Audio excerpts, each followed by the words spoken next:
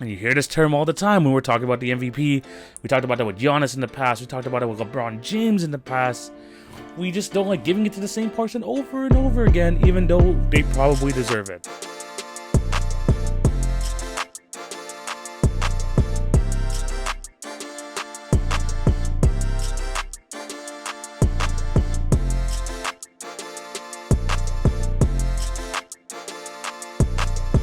Hello and welcome to the Wednesday, October 5th edition of the TV on Basketball Podcast with your host, TV. Hope you're having a fantastic day and thank you for clicking on to watch or listen to today's episode. Before we start, I do have to plug my other platforms. Remember to follow at TV on Basketball on Twitter, Facebook, Instagram, and TikTok for updates on the podcast and for other great content. If you're on YouTube, remember to like, share, subscribe, and also hit the notification bell. I definitely see all of you. I truly appreciate all of you who check out the YouTube. And for my podcast listeners, remember to subscribe or leave a review if you're on Apple. 5 stars only. That would be highly appreciated. And as for my Spotify, Anchor, or Podbean listeners, just continue to show your support in any way possible. I definitely see all of you. In today's episode, I'm going to be doing a yearly tradition of mine. I'm going to be going through each of the normal NBA regular season awards, and I'm going to be giving my predictions, how I think it's going to go, my top 3 for each award, and I'm just basically going into depth into why I believe that is going to be the case. So it's going to be a very good episode and a lot to get to, so we're going to get into it very, very shortly.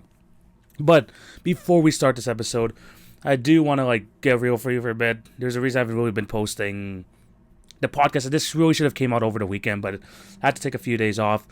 My grandfather just passed away over this past weekend, and it's been kind of tough for, of course, everyone in the family. Just it's kind of hard to find time to do stuff and all that, especially trying to figure out the arrangements and everything. But it's all good. I just wanted to just talk about him real quick. I didn't my grandfather. He was like a step grandfather and stuff like that, and I never got to meet my real grandfather. So him being in my life for this whole time, very much appreciate all that he's done for us, and especially with the podcast, he always believed that I had the voice to do this, or I thought he knew I had the passion for it, so he always encouraged me to do this, which is very, very rare in this type of space, especially in the situation I was in. So it was great to have his support, and he would always try to find me some ways to get better, whether it's to trying to get to different connections or just give me advice into where I should be putting my podcast services on. He used to listen a lot during the early days, so the early days of the podcast, especially 2018, 2019. So again, really do appreciate him. May his soul rest in heaven and all that. I just wanted to shout him out, just to give you a bit more context while I was away, but I also just to show love to him. He was a great supporter of the show, especially like I said in the early days. So, and great grandfather as well. So I'm gonna definitely miss him. And yeah, I just wanted to get that out the way. So yeah, hopefully dedicate this episode to him, and hopefully we can have a great show. So yeah, with that out the way, and getting that off my chest, let's move on to my NBA award picks. Hopefully I'm not missing anything. But the awards that we're going to be discussing today: Rookie of the Year, Most Improved, Coach of the Year, Defensive Player of the Year, Sixth Man of the Year, and the MVP. Of course, we're going to hold on to the MVP till last. This is for the content. I'm going to make you guys wait to see my MVP pick for this year. But making it be the first topic, these guys are going to be in their first year. Let's start off with the Rookie of the Year award. And I have three candidates here, as I do for every award. And I'm going to be going down from 3 to 1. So number 1, of course, being my favorite to win the award. Number 3, third favorite. You know how it goes. I don't have to explain this. But let's move on. First player I want to talk about, and who I think is going to finish third place in the Rookie of the Year voting, Jabari Smith Jr. Yes, the third overall pick, the Houston Rockets rookie. I believe he's going to be third place here. And to be honest, I had my doubts coming into this. I thought he was going to be a raw, offensive threat. I knew he was going to be able to develop into something, but I just think that it might take a couple years for his game to really be refined. But honestly, seeing him in the first game of the season, 21 points. Well, not first game of the season, but first game of the preseason. 21 points, 8 rebounds, 5 of 8 shooting from deep. And that gave me a little bit more confidence to say that I think he will be a top 3 Rookie of the Year candidate. He can score on all 3 levels. He is a okay defender. He definitely has to work on that. And I think he's going to get a lot of opportunities in this team. Because looking at this Houston Rockets lineup, you have, of course, you have Jalen Green, who I think is going to be the number one option. But then past that, it's like, the second option is up for grabs. Whether it's Alperen Sengun, whether you have Kevin Porter Jr., if you even want to have him around for the long term plans. And honestly, besides that, unless like Ty Washington just like completely goes off and he gets some chances, I don't really see another second option being there if it's not going to be Jabari Smith Jr. So I think he's going to get a lot of opportunities on that team. He's going to be a great pick and roll / pick and fade partner for either KPJ or Jalen Green. And I think having a center like Alperen Sengun, I'm not going to call him Baby Jokic, but he does have pretty good vision for a big man. He's going to get opportunities. He's going to have people feeding him the ball. So I think he's going to be in the race, probably average maybe around 13, 14 points a game. Nothing too crazy, but I think he's going to show a lot of promise this season. I think that his ability to be like the second option off the gate, I think really does help him here. I think he's going to be number 3 and Rookie of the Year voting.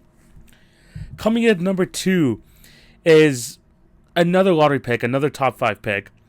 But I don't think this guy, and I think a lot of people are excited for him coming to the season just because he's an older rookie and he's going to get some opportunity here. I'm going to be talking about Keegan Murray. And yes, he was fantastic in Summer League. People looked at him and were like, this guy looked a little bit too good compared to, a lot of these younger guys there. So that gave a lot of people like a lot of hope that coming into this season, he's going to get some opportunities. He probably will be a starter in the Kings lineup. And he just looks NBA ready. So his refined offensive game, sure, he may not have the ceiling as, a Banchero or a Jabari Smith Jr. or even Chet Holmgren, who's going to be missing the season with injury. Keegan Murray is going to be a refined NBA player. I think having players like De'Aaron Fox and Sabonis, two players who are all-star caliber, at least in Sabonis' case. Fox hasn't been there, but he has shown flashes of having all-star potential. And I just think that he's going to have good opportunities. He's not going to have a lot of pressure on him, so I think a lot of people are going to forget him, and I think he's just going to get some opportunities there. Possibly being a third option, who knows? I know they still have Harrison Barnes in that team as well, so he might take some chances away, but I do think Keegan Murray is going to get a good shot at winning Rookie of the Year. And again, having an older rookie, and compared to these younger guys who are going to get who are not going to be the number one option, because I would say Jabari Smith might get more chances than Keegan Murray, and my number one guy is going to have a lot more chances than Keegan Murray. But look, that didn't stop Scotty last year. He was probably the third or fourth, probably even the fourth option on the Raptors team last year, and he was still able to affect the game in many ways, still winning Rookie of the Year. I think Keegan Murray can have something like that. Maybe he doesn't have the all-around game of Scotty Barnes, but I think he's still going to succeed well in that Kings team, and they're looking to win. I think he's going to be a key contributor to that. So, give me Keegan Murray. I think he's going to be in the Rookie of the Year race. I have him finishing second. But number 1, and the guy I'm gonna say is going to win Rookie of the Year, is someone I'm just not going to overthink it. Give me Paolo Banchero of the Orlando Magic, the number 1 overall pick.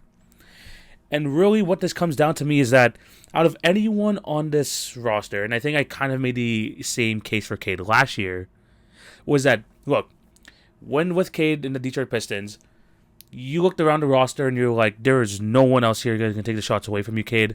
You're the number 1 option. Here are the keys to the car. Literally first game of the season, here are the keys. I see the same thing was going to happen with Pablo here. And look, he wasn't, fantastic in his first game, 8 points on 9 shots. But you could just tell that, yes, maybe early on we might get some more shots from from Franz Wagner or Cole Anthony and stuff like that. But at the end of the day, I still think that Paolo Banchero is going to be the number 1 option. And I just think he has a great offensive explosiveness to him. He's not afraid to shoot the 3 ball. He can get to the rim. He has all that makings of being a number 1 option. And I think more than anything that the Orlando Magic want to see him, step up to the plate, be that number 1 guy for their team, and just he's going to get all the opportunities in the world. Will he take the league by storm? We'll have to wait and see. But I think that if more than anything, he's going to get the opportunities there. And I think he has it's not going to be a thing where all the focus is going to be on him, and the other guys are going to have to, are going to struggle because of it. I think he has some good shot makers around him again, and Franz Wagner. Hopefully Jalen Suggs takes the next step. Cole Anthony can create his own off the dribble. But I think at the end of the day, maybe not early on, you're not going to see him get number 1 options, but by the end of the season, I think that's what the Orlando Magic want to see. That's why they drafted him number 1 overall. I think when they were deciding between him and Jabari Smith, which really seemed like the two guys they were going to try and go after, they're probably looking at both of them and thinking which one has the it factor, which one has the ability to take us from here to here. Both dudes are completely talented, are extremely talented, but I think that Paolo has more of that, number one swagger, if you know what I mean. Maybe we'll see something different. Who knows in the season? But if I'm gonna take a chance, I'm gonna take it that Paolo Banchero is gonna win Rookie of the Year. Number one overall pick. Sometimes you just don't have to overthink it. So give me Paolo Banchero at number 1. Those are my Rookie of the Year picks. Let me know down below if I'm missing anyone you think. Is there a dark horse there somewhere? We'll have to wait and see, but those are my picks for sure. The only other guy I do want to take a shout out for, Benedict Mathurin, the Indiana Pacers rookie. Just take a look at him. That's it. He might be my guy for this year. It was gonna be what's his name? The guy from the Pelicans, EJ Liddell. He's out for the season, unfortunately. So I think the guy for this year, he's a Canadian dude. I'm gonna support Benedict Mathurin. Hopefully he can get into this race as well. Next award I want to discuss is one that's met with a lot of criticism. Let's talk about the Most Improved Player. Oh yeah, by the way, last year's Rookie of the Year was Scotty Barnes. I think I mentioned that earlier. So yeah, hopefully we get another Canadian type role. I don't know what I'm saying, but let's just say like another Canadian connection there. Let's move on to MIP though. Let's move on straight to MIP. Last year's winner, John Morant. I got the correct prediction right. I think a lot of people were kind of pissed off though because not just prototypical Most Improved Player, but let's be honest, Ja took that huge jump, and again, I still think he deserved it. I really do think so. But here are my 3 picks for Most Improved Player. And honestly, if you've seen my TikTok, I think it was maybe a month and a bit ago, I talked about players who I think they could break out the season, and a couple of those guys are on this list. So let's talk about them. The first player I want to talk about is going to be Saddiq Bey of the Detroit Pistons. Now, I know they drafted Jaden Ivey, and I think that he is someone that can also create for himself as well, maybe help create for others. But I do think Saddiq Bey has a good chance to win the MIP award. I think he's under the radar for sure, but he's going to play a lot of games. He's going to be kind of like the definitive number 2 option, especially scoring early on. I think Cade's going to get, of course, a number 1 role, but Saddiq Bey not far behind him. Last year, averaging 16 points a game, 5 rebounds. The only thing that kind of worries me about him is his shooting percentages, under 40% from the field, under 35% from 3. But I think now with Jaden Ivey and with Cade Cunningham coming into a more of a guard role, Saddiq Bey doesn't have to control the ball as much. I think he can focus more on being an off-ball threat, being that player that Cade can kick out to. He can cut to the rim and just be like that, play more of an off-ball role, but still be the number 2 option on that team. Hopefully his efficiency improves this year, especially that he's not going to be able to handle the ball much. Doesn't have to handle the ball too much. So hopefully his efficiency goes up. But I do think, we've seen flashes from last year where late in the season he had a lot of big games, especially that 50-point game as well. And we've seen him in the past, hit the shots late in games. So he's going to get some opportunities. So, yeah, I think Saddiq Bey, solid player. Not a lot of people are going to think about him, but I do believe he's going to have a good chance here to still win MIP. This is a bit of a dark horse pick. It's a bit out there for sure. But I could see him in, if the Pistons especially are doing well and are, things start to click. I could see him averaging, 20, 21 points per game. Maybe, depending on how good the Pistons are, maybe he gets some sort of buzz for borderline All-Star. It's going to be really tough for him. But I think that he's going to get some opportunities being the number 2 guy. So I'm going to have Saddiq Bey being the number 3 option here for MIP. Second player I want to talk about is someone who honestly ended off the season last year, especially the start of 2022 all the way to the end of the season, who was absolutely fantastic. We're going to be talking about Anthony Simons. And look, he signed a massive deal with the Trailblazers to stay with them. I think it was 4 years, $100 million. So good for him for getting the bag. But really, this scenario for Anthony Simons, because honestly I do believe he's going to start beside Damian Lillard, is giving me the same vibes as when CJ McCollum took over that number 2 option, especially when LaMarcus Aldridge left for the San Antonio Spurs. This feels like the same idea here for Anthony Simons. And look, last year, from the first game in 2022, so the calendar year 2022, up till he got injured at the end of the season, this guy, especially with Dame out, absolutely showed out, averaging 23 points a game, basically 6 assists, 3 rebounds, and on solid percentages. I mean, 42% from three, 46% from the field. Anthony Simons needs to get talked about because let's be honest, he is going to be the number 2 option there on the Portland Trail Blazers. He is really taking over the CJ McCollum role, and I do think that he's going to get a bunch of opportunities beside Damian Lillard. And if they want to make any sort of push, Dame can average 30 points a game, all he wants, the 7 assists and all that. He's going to need some help, whether it's from Jeremy Grant, whether it's from Yusuf Nurkic, but most importantly, it has to come from Anthony Simons to, carry some of the shoulder load off of him, being able to like hit those spot-up threes when he gets open, kind of like how CJ McCollum became that guy for Damian Lillard, like in the prime of his career.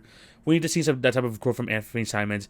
Maybe some, using that athleticism to help on the defensive end because, let's be honest, he's not a great defender.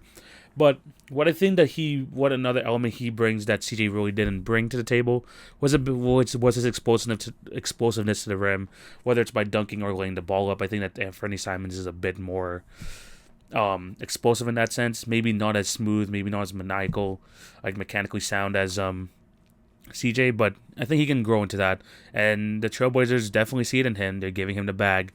So I think that he is going to have the opportunities, and he's going to be the clear-cut number 2 option there. So give me Anthony Simons being number 2 in most improved. I think, last year averaging, 17 points a game, seeing him jump up to, 23, 24 is definitely a real possibility. But my number 1 pick for this award, and honestly, I don't see it being, I think this guy could be a clear-cut favorite, mostly because he has the role to back it up. I'm going to go with Tyrese Halliburton here. Last year, averaging 15 points a game and 8 assists, but those numbers went up with the Pacers after he got traded. I think he was at 18 or 20 points per game and stuff, so he definitely had more chances here. But this season, I do believe that Tyrese Halliburton is going to come to his own and kind of assume the number 1 option. It says on Basketball Reference here that they project him to go 16 points a game and 8 assists. Man, I actually do think it's going to get a little bit better than that. In my opinion, I would say that Tyrese Halliburton has the ability, with his 3-point shooting, with his defensive IQ, and his ability to make the ball. I can see him getting close to a 20-10 season. I really do think so. Are the Pacers going to be good? Not really, but he is the guy with the keys to the car. He's going to have a lot of opportunities, and I think that he can show that he has the ability to be a true point guard. He's going to have some scores around him for how long Buddy Hield is going to be there. You have Benedict Mathurin, who is going to be shooting the basketball. And he's going to have a lot of opportunities himself, being the primary ball handler as well. Tyrese Halliburton, I want to see him take that next step, take him to, borderline all-star territory like we've had in the past with Anthony Edwards. Maybe not to that extent, but maybe taking that next step. I think Halliburton has the ability. It really just up to him. It's just really how he's going to be able to take on the responsibility of being the number 1 option. We've seen a bit of it last year. He was okay. Hopefully he could stay healthy this year and also get just seize the opportunity. So let's see if he can do it. I think he's a very good all-around player. I'm going to have him as my number 1 pick for most improved player. Yeah, those are my most improved player picks. Again, this is a very hard award to judge just because who really knows who's going to break out this season? I mean, did anyone choose Julius Randle 2 years ago? Probably not. Last year I chose Ja. I think it was a pretty obvious option, but at the end of the year it was kind of iffy, especially with Garland and Murray and all that. There's a lot of choices, but let me know down below who you guys think. Next award shouldn't take too long. It's mostly because it has to do with team record and just how much of a surprise the team is. But I'm going to be talking about Coach of the Year.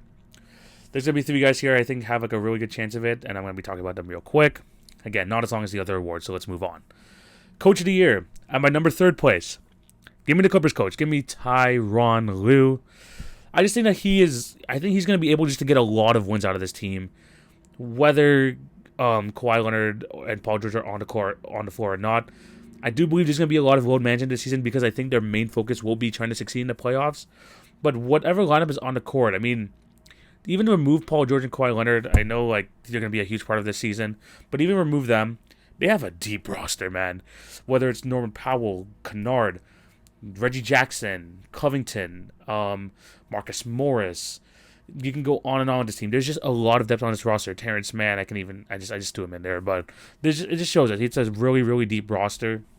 And I think that the Clippers are going to squeeze out a lot of wins where they're probably not expected to, but they're just going to stay competitive. That's just how it really is going to be. And with the Clippers, if they finish as a top 3 seed in the West, especially if, Kawhi Leonard and Paul George don't, do their load management, this and that, even if they play 50 to 60 games, if Tyronn Lue can get them a third team in the West, I think that he can have a good case to be coach of the year. He's shown already that he is a great coach, with the stars, without the stars, and that it wasn't even when he was with the Cleveland Cavaliers, it wasn't just LeBron. Tyronn Lue is actually a good coach, and I think he's really showing it with this Clippers team. I think that he might have his chance. He might get his due this season. Next coach I want to talk about, I'm going to have him at the number 2 position, is the Cleveland Cavaliers coach J.B. Bickerstaff. I think last year, Bickerstaff was definitely in the discussions for Coach of the Year alongside Taylor Jenkins, alongside Monty Williams and all that. But the problem with the Cavaliers was when the injuries started happening, especially late in the season with Garland, Allen, Mobley, they slipped down the standings. Even though they had a good season, he started getting less and less of a case for Coach of the Year. But I think now with the addition of Donovan Mitchell, I think that the Cavaliers have a good chance of finishing top 4 in the East. And if that happens with this roster, I think that JB Bickerstaff is gonna get a lot of credit for it. I think a lot of the players here play for him. He is a great motivator for the team. And I just think there's gonna be a big jump in production for this with this Cavs team, especially on the offensive end. We know if Mobley and Allen are healthy, they're going to be great defensively. But now adding that secondary ball handler in Donovan Mitchell to help out Darius Garland on this roster, I do think that the Cavs are going to get better, and I do think that JB Bickerstaff is going to get a lot of praise for this. So, yeah, give me JB Bickerstaff as a candidate for Coach of the Year. He was good. He was in the race for about maybe 60% of the season, but then Rubio went down, and then of course I mentioned the others going down. So hopefully he can have a chance this year. He's definitely ever had a refined roster. Let's see if they can produce results. And then my number 1 pick for Coach of the Year might surprise a lot of people, but I'm pretty high on this team. Give me the Timberwolves' Chris Finch. Yes, you heard me right. Give me the Minnesota Timberwolves' Chris Finch to win Coach of the Year this year. And mostly because of the fact I do think that the Timberwolves are going to surprise a lot of people this year. Even though people are kind of skeptical about the Rudy Gobert edition, I think it's going to be absolutely fantastic for them because, look, the offense is going to be there. They have players like D'Angelo Russell, Anthony Edwards, Jalen McDaniels. Yeah, or is it Jalen McDaniels? Whatever, one of the McDaniels. Karl Anthony Towns. All really good to elite offensive players, and they're gonna, especially with those 3 top guys and D'Lo, Edwards, and Cat, they're gonna give you 20 a night. The offense wasn't a problem. What killed them, especially in the playoffs, was the lack of defense. And when you bring in Rudy Gobert, that is a top 10 defense on its own. And I'm going to talk more about Rudy Gobert later, so I'm just going to keep talking about just the Timberwolves in general. I think they're going to be a really good regular season team. Chris Finch, I think, is going to find a way to make this 2 center lineup work with Gobert and Towns. And to make part of that, just Cat's going to get more space. I mean, he likes shooting jump shots. He's an elite 3-point shooter. He's going to get those chances. And I think that Chris Finch is going to do a good job in utilizing the pick and roll, utilizing Cat's shooting ability, and just trying to get these guys offense, but also realize and also coming out the Raptor system, trying to get the most out of this defense. Especially with having Rudy Gobert in the paint, you can take more chances. You can. You don't have to be as conservative because behind you is a multiple-time Defensive Player of the Year. It's a really good team. I think they're going to actually have a really good record as well. And if that's the case, I think Chris Finch is going to get a lot of credit for it. He was already a good coach, and he showed that he could possibly take a team like the Timberwolves past the first round, which they almost did against the Grizzlies. So, that could also be a good confidence boost for them this year. But I think they're going to do well in the regular season as well. I think they're going to show a lot of people that they actually are for real. And I think that Chris Finch will get his his respect, the recognition, and probably win Coach of the Year. He is my number 1 option. So yeah, those are my 3 coaches. Usually, there's also a case that maybe the top team will just get the Coach of the Year then. But if there's any other candidates that you could see happening, I'm gonna throw out Nick Nurse there. That could possibly be a potential winner. Let me know down below what you guys think. Moving on to the next award, we're going to be talking about the Defensive Player of the Year. Now, this award, it feels like a very few select players can win. And I think really the criteria for Defensive Player of the Year is either how versatile you are or if you're the anchor of one of the best defenses in the league. The former option that could go to guys like a Giannis Antetokounmpo, the Ben Simmons, the Draymond Greens and stuff like that. But if you're the anchor of an elite defense, you can make the case for those of a Rudy Gobert, a Joel Embiid, even a Bam Adebayo. But I do think he's very versatile as well. But here are my three options. Coming in number 3. I just said his name though. I'm going to be talking about Giannis Antetokounmpo. I think he's going to have another good shot at winning Defensive Player of the Year. I just think that the Bucks, last year they fell out of the top 10 in defense, but I think they will get back to that point this year. And a big part of that, one, is Brook Lopez, who's turned to one of the best help defenders in the league, but also Giannis and his just versatility on the defensive end. He can switch out to forwards, guard out them out on the perimeter, and also can turn into one of the best rim protectors in the entire league. He's also one of the best defenses in the league, and if the Bucks have a great defense behind him, along with him, and stay top 10, top 5, or even top 3, I think that Giannis is going to have another good shot at winning Defensive Player of the Year. He's won it before. He definitely has the abilities to do it again. He's going to get you a steal a game. He can get you 2 blocks a game. That's just what Giannis does. He's one of the best defensive players in the league for a reason. He's the best player in the league for a reason as well.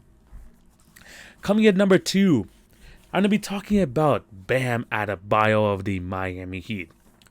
Again, someone who is the anchor of a very good defense in the Miami Heat, but his versatility in terms of defending players on the perimeter, I think goes understated.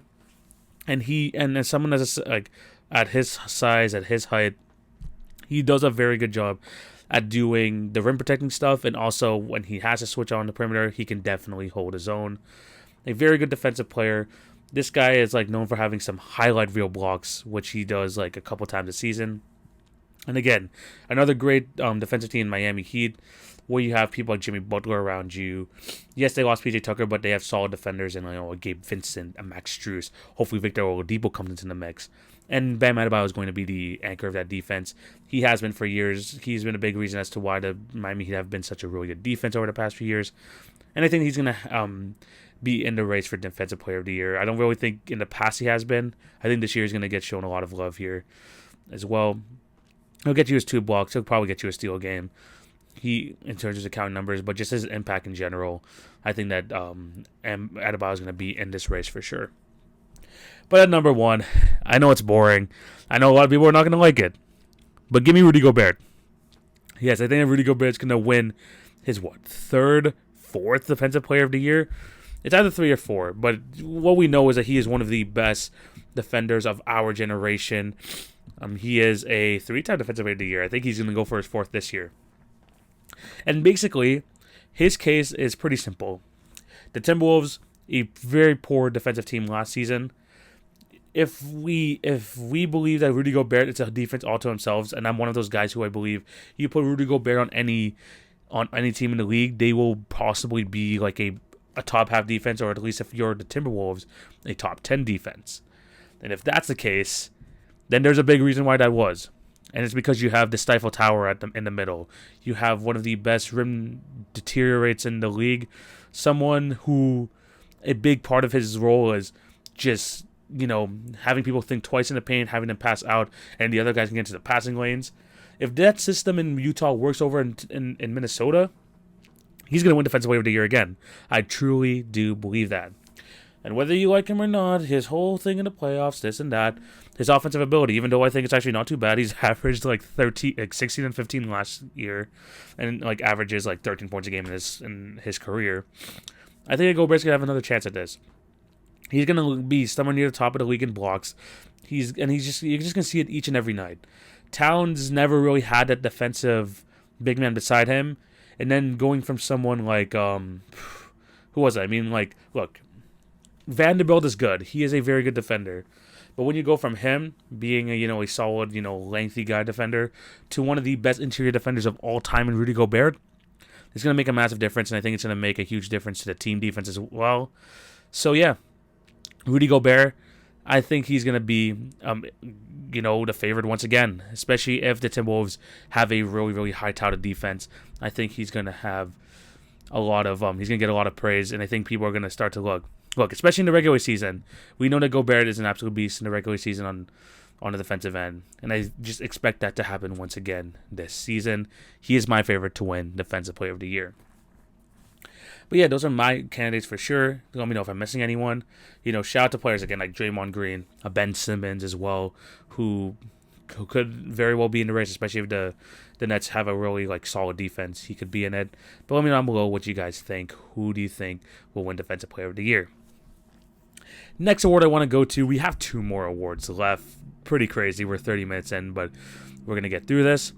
Sixth Man of the Year. And basically what Sixth Man of the Year is, I think plain and simple, if you can score a lot of points coming from a bench role. And I think there's a few really good candidates here this season. Let's get right into it. Number 3, give me THJ. Give me Tim Hardaway Jr. Missed a lot of time last year, and now with the addition of Spencer Dinwiddie from last year's trade deadline, him being a secondary ball handler to Luka Doncic, I think is going to be absolutely key. That's why I think he's going to stay in the starting lineup, which would move Tim Hardaway Jr. to the bench. But I think that's completely fine for him. I really do think so. If, what we know about Tim Hardaway Jr., his dad was a star player, but what we know from him is that he could just score buckets. And I mean, he can score buckets in a hurry. Before last year, he missed a lot of time last year, only playing 42 games. But in the season prior to that, he averaged 16 points a game, 3 rebounds, pretty good percentages from 3 at 39%, and 45% from the field. Move him to the bench. He's going to face a lot of bench players. There's not a lot of, he's going to be firing away. He's going to hit a lot of shots. If he can hit those shots and he can hit them efficiently, I could see him getting to, a 17 point per game range, 18 point per game range. Just as someone you can even insert at the end of games who you want to take a shot at the end. I just think that Tim Hardaway Jr. is just going to be an absolute firecracker for that team. And if he can come back and be as good as he was pre his injury, I think he's going to put up a lot of points. He will be in the mix for Sixth Man of the Year. I don't think he's going to get back into starting lineups. That still might be a possibility, but I would rather have Spencer Dinwiddie there for sure, which means Tim Hardaway on the bench. But he'll increase his chances of winning Sixth Man because I think he can score a lot of buckets. Coming at number 2, I talked about the Clippers earlier. I'm going to talk about them here again. Let's talk about Norman Powell. Now, this lineup is going to be, again, definitely a weird one, however you want to put it. You can put him at the 2 guard. You can put in someone like a Luke Kennard, Reggie Jackson. It's a pretty deep position for that team. But I think Norman Powell will start. You could even throw Nicholas Batum in there, to be completely honest. But I think Norman Powell should come off the bench, be that 6-man kind of role that he did for the Raptors in the past, kind of like that. But I think he can actually get a lot more opportunities here with the Clippers. Last year, averaging 19 points a game, 3 rebounds, 2 assists. He's a very good 3-point shooter. This guy can get to the rim. He's not afraid to do that. And I think when Kawhi Leonard misses some games or even comes to the bench, same thing with Paul George, I think their offense can still stay afloat with Norman Powell leading the way. We've seen last year with the Clippers, he averaged 21 points a game in his short stint there. He only played 5 games before he was injured. And I think he will average around, 18, 19 points a game on that team. You're going to get what you get from Kawhi Leonard, Paul George, even John Wall to a certain extent. But Powell can move off the ball, can hit the 3 ball, and can get to the free throw line, hit the free throws. He does a lot of things that this team needs, and he's not going to demand the ball all the time. He's going to be kind of the Lou Williams that they had a few years ago, but I think he'll be even a stronger defender. Norman Powell can score in bunches, and I think that's going to be key for this Clippers team. He's going to get he's going to get some chances off the bench. He's going to play a good ton of minutes, I think around 27 to 30 minutes per game. Give me Norman Powell to win to be a 6-man of the year candidate for sure at number 2. Now moving on to number 1. This guy just signed a bag. As long as he's on the bench, I think he's going to win multiple of these awards. Give me Tyler Hero. And yeah, you could speak about his contract all you want. 4 years, $130 million. I think it's actually not too bad. Going forward, some people are going to be like, oh, it's a lot of money, this and that. He's he's in the top 30 top paid players in the league. The contract's going to get higher and higher, people, and that one's going to just continue to slip down once you give it a bit more time. But yes, he did sign the bag. But last year, 21 points per game. He won he won the Sixth Man of the Year award, but he also got 5 rebounds, 4 assists. Very good 3-point shooter. He can create it for himself off the dribble. For almost a 40% 3-point shooter. Yes, he struggled in the playoffs, but I think that, especially in the regular season, I think he could still put up a bunch of numbers. As long as he has the opportunity there, I think like even coming off the bench, he is the second option on that team. Is going to be, so he's going to get a lot of opportunities there still off the bench, and he's probably going to close games. So Tyler Hero, he got the payday, and now it's time for him to show out and why he deserves to win to get that money. And I expect to see him show out this season. He's going to look to bounce back after again, like I mentioned, a tough playoff run last year. I think he's going to come out strong. I think he's going to. I'm not going to say run away with it, but I think there's a good chance that he will be able to win it again. This guy can score. This guy can just score a lot, and he's going to be able to score in bunches, especially coming out the bench against like bench players. That's just barbecue chicken for Tyler Hero. He's going to get a lot of buckets. But yeah, those are my Sixth Man of the Year awards. My nominees, let me know if I'm missing anyone. I was thinking maybe throwing in DeAnthony Melton in there. You never know. Maybe Jordan Clarkson, if he ends up on a contending team, maybe he can be in the mix too. But yeah, give me Tyler Hero to win it again this year. Now it's moving on to the granddaddy of them all. We're going to be talking about the MVP award. This can go to a lot of people. I think if we look at last year, I think the top 3 was Giannis, Jokic, and Embiid. But outside of that, players like Tyler Hero, Jason Tatum, Devin Booker were in the top 5. So with the amount of talent in the league, you could see some players, jumping up to that role and maybe getting a chance at some MVP votes.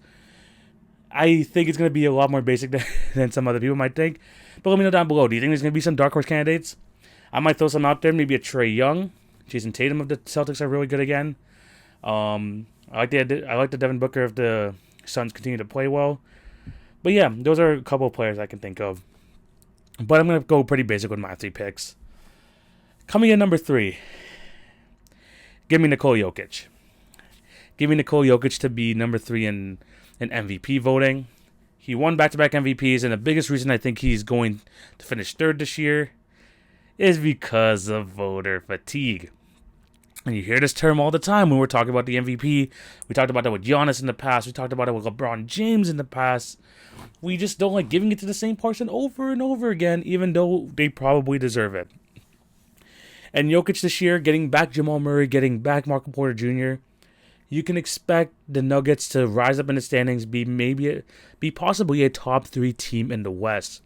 And Jokic, those numbers will still be there. He is their de facto point guard. He's going to average like 26, 27 points a game, 14, 13 rebounds, and like 8 assists. He can average a triple-double if he really, really wants to, but of course he's just going to do what's best for the team. And with his 2 guys back in Michael Porter Jr. and Jamal Murray, that team is just going to get better. So why wouldn't he get, another good chance at this award? It's because of voter fatigue. And I think there's just a lot of like talented players in the league. I mean, it was really close last year if you think about it with Giannis, Jokic, and Embiid. Very few things separated them, and I think it's going to be kind of the same issue here this year. Jokic is going to have MVP level numbers, but wherever the narrative swings within these next 2 guys, I think that they have a better chance at the narrative going their way. That's why I have Nikola Jokic number 3. And I'm going to be for real with you guys. The 3 candidates that were for MVP last year, I'm going to keep them this year. Because at number 2, I have Giannis Antetokounmpo.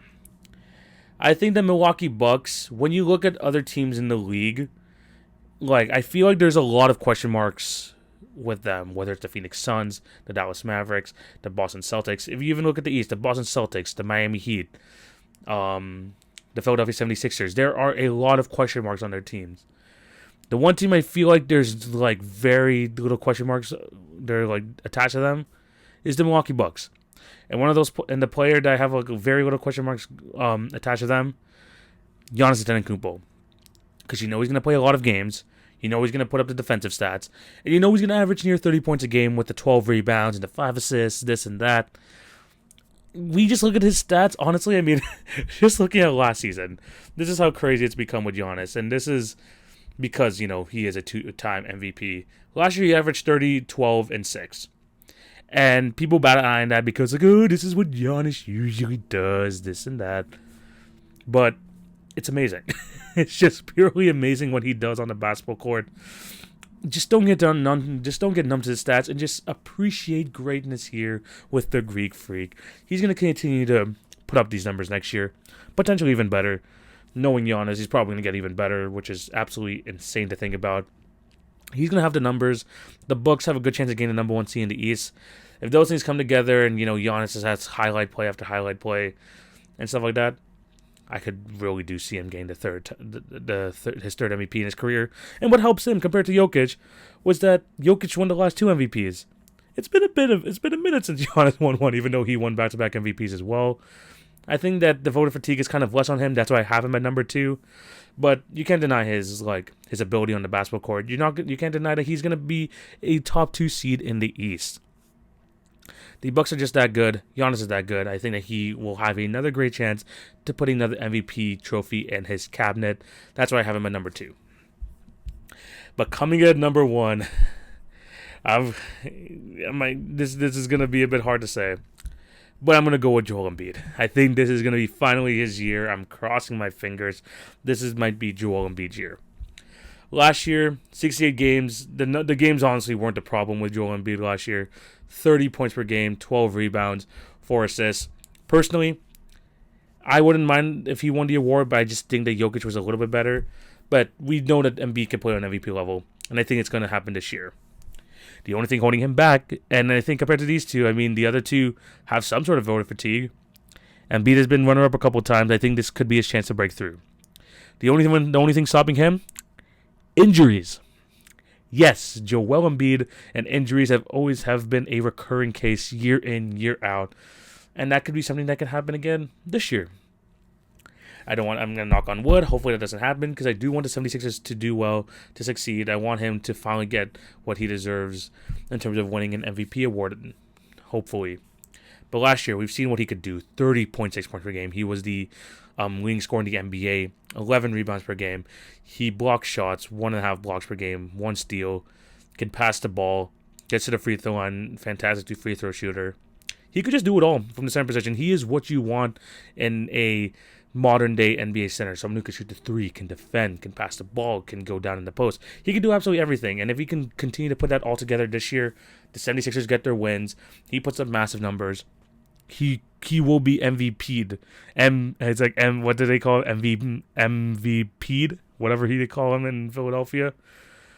He has like a better chance over those two. I think the stats are going to be really, really similar. But the people voting are being like, you know what? Embiid hasn't won one yet. Let's try to give it to him. That's a little advantage he has over those guys. I think it's going to be a really close fight nonetheless.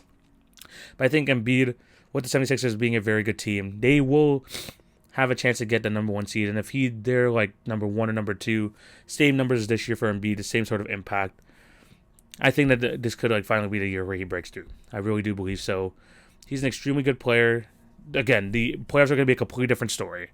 But when it comes to right here, right now, in terms of regular season numbers, statistics, success, I think Embiid's going to have a really good chance.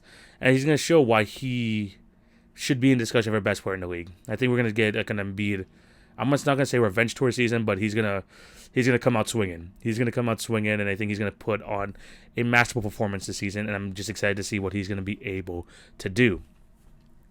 But yeah, those are my award talk. Those are my picks for the NBA awards this year.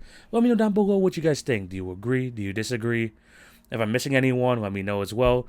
And if you have or disagree with any of my picks, again, let me know in the comments section below. I could definitely talk about it here on Instagram, wherever. Really excited to get this episode out and to see what you guys think who is gonna win these awards. But yeah, I think this is where we're going to end today's episode. Thank you guys for watching or listening. Remember to show love on all the podcast channels. Like, share, and subscribe. Hit the notification bell if you're on YouTube. And remember to follow at TV on Basketball on Twitter, Facebook, Instagram, and TikTok for other great content and also updates on the podcast. Next week, hopefully I'm going to have a guest on the show. We're going to be talking about kind of locking in our bold predictions for this upcoming NBA season. And I'm just excited for more basketball to come around. I mean, the preseason's here right now. It's good just seeing, bits and pieces of every team, especially now being a League Pass member, being able to go to each team and seeing what they're doing. I'm excited to see more of that. And I'm just excited for more basketball talk in the season. I'm hoping that you guys join me for the ride once again. I'm just excited to see, to talk more basketball, and I just can't wait for the season to get started. Let's get into it. But yeah, that's the end of today's episode. Thank you guys all for your support. Hope you have a fantastic day. Take it easy, guys. This is TV signing out. Peace.